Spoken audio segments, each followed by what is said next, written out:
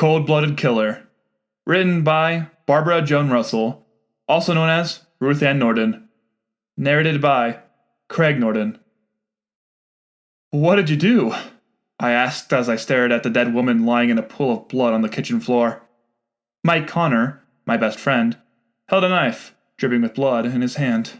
He turned to me. "Ryan, I didn't do it, I swear. I didn't kill my mom.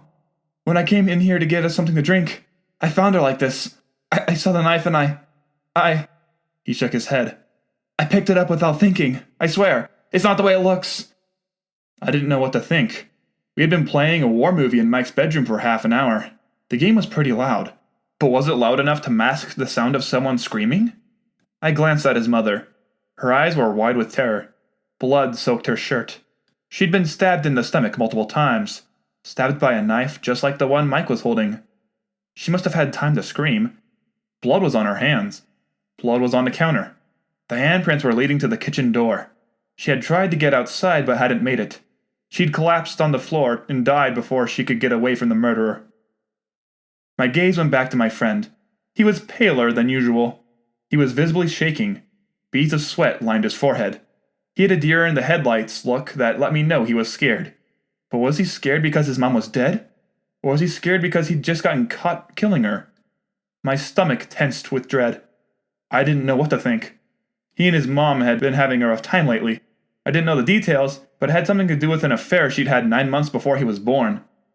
There was a question about whether his dad was really his father, or if it was just some guy who'd picked her up in the nightclub.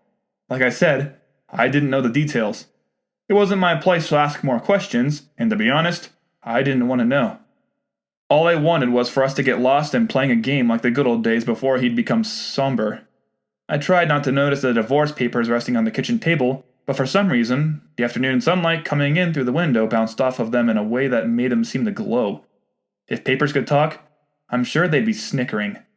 No need for divorce now. No one needed to know Mike might have been the result of a one-night stand affair. "Say something, Ryan," Mike begged. I shook my head. I don't know what to say. "Tell me you believe me. Tell me you know I'm innocent." I stepped back as Mike flung his arms around in panic. If he wasn't careful, that knife was going to fly out of his hand, and that could very well be next. The kitchen door opened, and I saw Mike's father, or at least, the man who'd raised him. I shook my head again. It was so hard to think. Everything was happening so fast. This was supposed to be a relaxing afternoon, but it had turned into a nightmare. In some ways, it didn't seem real. A part of me felt as if I was watching everything play out in a movie. Mr. Connor gasped and shut the door. "What'd you do, Mike?" "Nothing. I didn't do anything. I came in here to get something to drink, and Mom was dead. By this." Mike held up the knife toward him. "Someone came into this house and stabbed her." Mr. Connor turned his attention to me. "Did you see someone come into this house?" "No, sir. It was just me and Mike," I said, the blood rushing in my ears as the ramifications of what I was saying hit me full force. Mike and I were the only ones in this house except for his mom, and she was the one who was dead. "Are you sure?" Mr. Connor asked. "You didn't see or hear anyone?" "No, sir. There was no one else." Was Mike really a murderer? Was he so mad about the divorce and the fact that he probably wasn't Mr. Connor's real son that he had taken his anger out on his own mom? No, it was impossible. Mike was my best friend. I'd known him since we were in grade school. He wouldn't do something like this. It wasn't possible. But then, earlier this week, Mike had said something about being so angry he could kill someone. Mike's eyes filled with tears. "I can't believe you two think I did this." "I'm sure you didn't mean to." Mr. Connor softly spoke as if he was finally overcoming his shock. He set his briefcase on the table, ran his fingers through his hair, and released an uneasy breath. "Okay. We need to do something, and we need to do it quick. Maybe we can hide her. She and I are getting a divorce. We can say she ran back to her hometown. No one will suspect the truth." "But I didn't do it!" Mike screamed, trembling harder. I moved to the other side of the room. He was waving that knife around. Where's Dad and I gonna be next? Was he gonna go on a murderous rampage? He wiped the tears from his cheeks, the blood on his hand leaving streaks on his face. Maybe he snapped. Maybe he hadn't meant to do it. I was sure he hadn't planned to do it. No one would plan to kill someone right here in the kitchen in broad daylight when there was company over.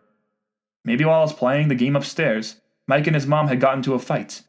Maybe she said something that made him lose control. Weren't there situations where people lost their minds and killed someone? The crime of passion. Wasn't that what it was called? We'll take the body into the basement, Mr. Connor said. Then we'll clean the kitchen. We'll figure out what to do with her later. But I didn't do it! This time the knife did fly out of Mike's hand. Thankfully, it landed on the floor instead of hitting one of us. I stepped toward it to pick it up so Mike wouldn't get it again, but Mr. Connor called out for me to stop. That's a murder weapon, Mr. Connor said. It has fingerprints on it. I hadn't thought of that.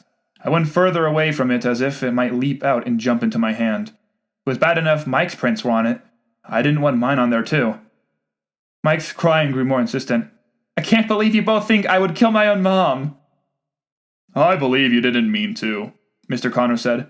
Come, help me pick her body up. We'll take her to the basement. Ryan will help too.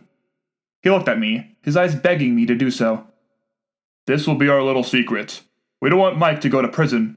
I know he's a minor, but it's impossible to say what they'll do to him there. No, I'm not going to jail. I didn't do it. Why won't any of you believe me? Mike turned to me. Don't you believe me? There's no proof someone else was here, I whispered, hating the words even as I spoke them. I wasn't at all surprised when Mike left the house in a run. Mr. Connor ran to the door. Mike, come back! Someone will see you with all that blood on you! But Mike just kept running. I went to the kitchen window and saw him head off towards the street. The neighborhood was a quiet one, and there was some space between houses, but sooner or later, someone was going to notice him. I closed my eyes. How had this day turned into such a nightmare? Mr. Connor let out a heavy sigh. My gaze went to him as he loosened his tie. I hate to do this, but we both know we can't hide this anymore. Someone will call the cops as soon as they see him with all that blood on him. He retrieved the phone from his suit pocket and called 911. Mike was found 2 days later in a ditch just outside of town. The autopsy report said he died from a drug overdose. No one figured out who gave him drugs, but it wasn't a surprise. What drug pusher would come forward and admit they gave drugs to someone who ended up dead? The police found no other fingerprints on that knife but Mike's. The case was shut right away. He was deemed the murderer. Then, they concluded he was so overcome with guilt, he went to drugs to escape his conscience. Very few people showed up to Mike's funeral. As soon as the local newspapers and TV stations ran with the news, most people didn't want to be associated with him. So it was just me, my parents, Mr. Connor, and a couple of teachers from school. Mike's casket was by the freshly dug grave. I couldn't take my eyes off of it the entire time the preacher and Mr. Connor gave their final words. Afterwards, I approached the casket. It was closed. I'd had the chance to see him at the viewing, but now I would never see him again. I swallowed back the tears. I'm sorry, Mike. I wasn't sure why I was apologizing, except for some reason I felt as if I'd let him down. Mr. Connor came over to me and rested a hand on my shoulder. Thank you for coming to the funeral. It would have meant a lot to Mike if he was here. I brushed a tear from my eye. I didn't want to break down and cry, but suddenly all of the times we played games came rushing back to me. I'm gonna miss him, even if he did kill his mom. Yes, I'm sure you will. You were the perfect witness, Ryan. I knew if you were there when Mike found her, the police would never suspect anyone else of the crime. My body grew cold. Had he just implied that Mike hadn't killed her after all? He patted my shoulder again. Sometimes we're forced to do things for the greater good. Hard things. Difficult things. Things that, in another life, we would never have done.